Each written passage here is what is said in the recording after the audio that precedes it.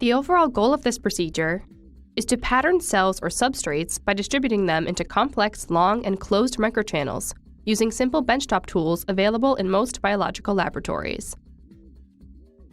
This method can help answer key questions in the field of biology regarding cell-to-cell and cell-to-protein interactions. The main advantage of this technique is that it is easy to perform and it only requires tools that are readily available in most biological laboratories.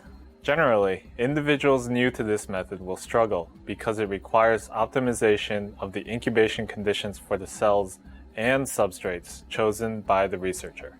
Visual demonstration of this method is critical as the proper placement of the PDMS stamp and solution significantly improves the reproducibility of the experiment.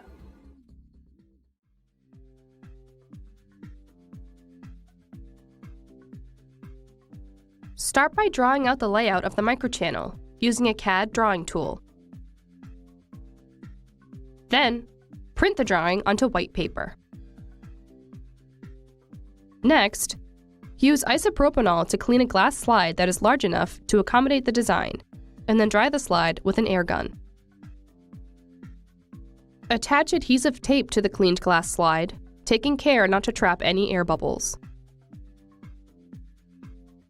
Then, tape the sides of the glass slide onto the paper with the design, so that the tape side is facing up. Use a scalpel to cut the tape on the glass slide using the paper design as a reference.